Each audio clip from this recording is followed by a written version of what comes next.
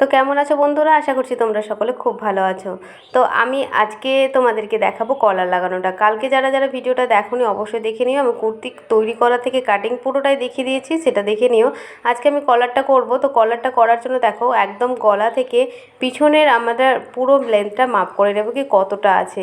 একদম সামনের গলা থেকে পিছনের গলা পর্যন্ত এইভাবে ধরে আমরা কিন্তু মাপটা করে নেব। একদম সঠিক মাপ নেবে, কারণ এই কলারের সঠিক মাপ নেওয়াটা কিন্তু খুবই জরুরি, না হলে কম বেশি হয়ে যেতে পারে। তো এখানে আমার 9 ইঞ্চ এলো। তো এবার আমরা কি করলাম, চার ভাঁজ করে কাপড়টাকে নিলাম। আর কাপড়ের আমাদের দেখো চওড়াটা আছে 9 ইঞ্চ আর লম্বাতে আছে আমরা 4 ইঞ্চ নিয়েছি। তোমরা চাইলে একটু বেশি নিতে পারো, কিন্তু এটাই পারফেক্ট চলে আসবে। তো এইভাবে আমরা 4 ফোল্ড করে নিয়েছি সমানভাবে। তোমরা অবশ্যই এখানে চাইলে বক্রম ইউজ করতে পারো। আমি এখানে শুধুমাত্র কাপড় দিয়ে দেখাচ্ছি। একদম কলারটা কিন্তু খুবই সহজ।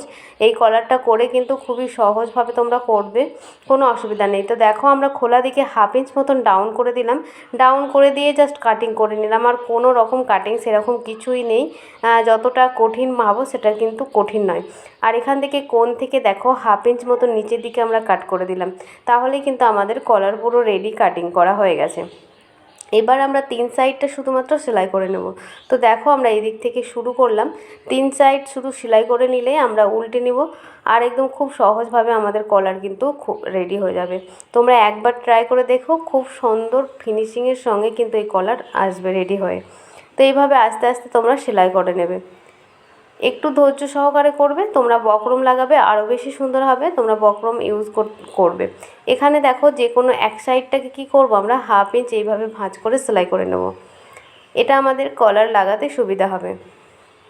তো যে দিকটা আমরা 1/2 ইঞ্চ ধরে সেলাই করছি সেদিকটা আমাদের গলার ভেতর দিকে হবে।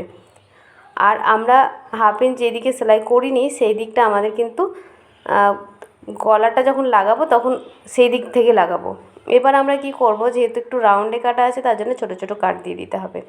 এবার এটাকে দেখো আমরা সোজা করে নেব। তো এইভাবে সোজা করে নেবে।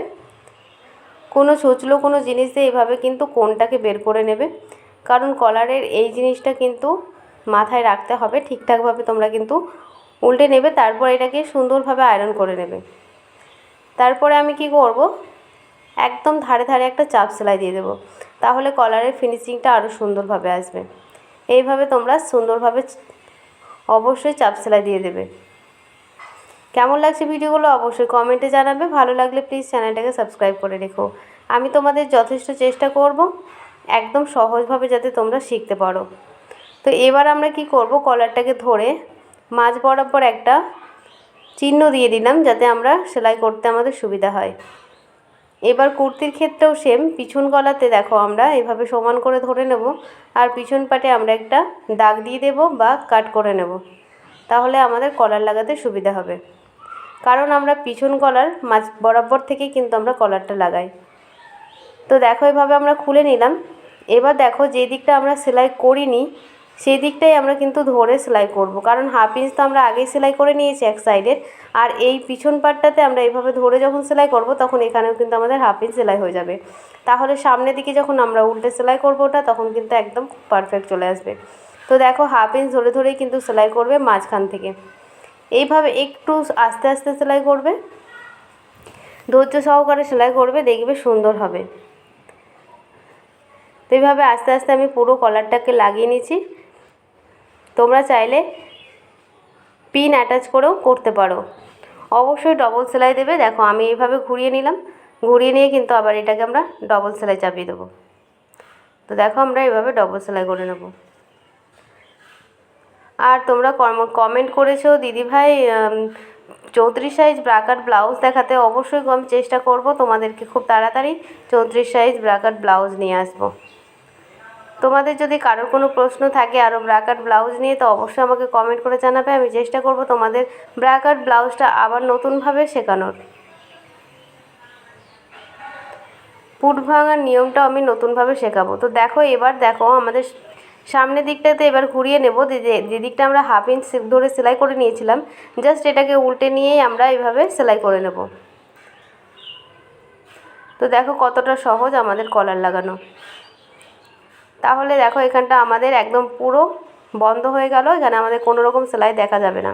তো দেখো এইভাবে আমরা সেলাইটা করে নেব। বুঝতে পারলে, তোমরা যদি বুঝতে না পেরেছো তো অবশ্যই আমাকে কমেন্টে জানাবে, আমি তোমাদের আবারও দেখিয়ে দেব। এরকম সহজ সহজ জিনিস দেখার জন্য অবশ্যই চ্যানেলটাকে সাবস্ক্রাইব করে রেখো।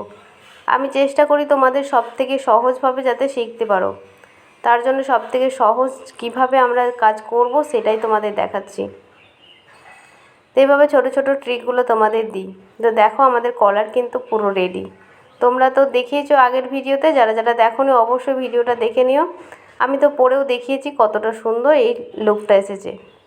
তো দেখো আমাদের কিন্তু কলার পুরো রেডি। কেমন হয়েছে অবশ্যই কিন্তু তোমরা কমেন্টে জানাবে। এবার এখানে আমরা হাতাটাও অ্যাটাচ করে নিয়েছি, আর এখানে দেখো আমরা এখানে একটা পটি লাগিয়ে নিয়েছি। তাহলে কিন্তু আমাদের রেডি। এদিকে হাতাটাও লাগিয়ে নিয়েছি। তারপরে যেমন নর্মাল কুর্তিতে আমরা ফিটিংস দিই ঠিক সেরকমভাবে আমরা ফিটিংস দেব। এই কুর্তিটার নাম তোমরা তো জানোই, পাঠানি কুর্তি স্টাইলটার নাম। এখানে আমরা সাইডে পকেটও দিয়েছি। এবার আমরা ফিটিংস দেখো, ফিটিংস লাইন টেনে নিয়েছি। এবার এই লাইন বরাবর আমরা এটাকে ফিটিংস দিয়ে নেব। ফিটিংস দিয়ে নিলেই কিন্তু আমাদের কুর্তি রেডি। তো চলো আজকের মতন ভিডিওটা এইটুকুই থাকলো। দেখা হচ্ছে আবার অবশ্যই নতুন কিছু নিয়ে। আমি চেষ্টা করব নতুন নতুন কিছু দেখানোর। অবশ্যই তোমরা কমেন্টে যেটা বলেছো সেটাও আমি চেষ্টা করব দেখাতে। তো দেখো এখানে আমাদের ফিটিংসটা দেওয়া হয়ে গেল। কতটা সুন্দর লাগছে তোমরা একবার দেখো। তো দেখো আমাদের একদম সুন্দরভাবে কিন্তু ফিনিশের সঙ্গে এসেছে। তো চলো আজকের মতন টাটা।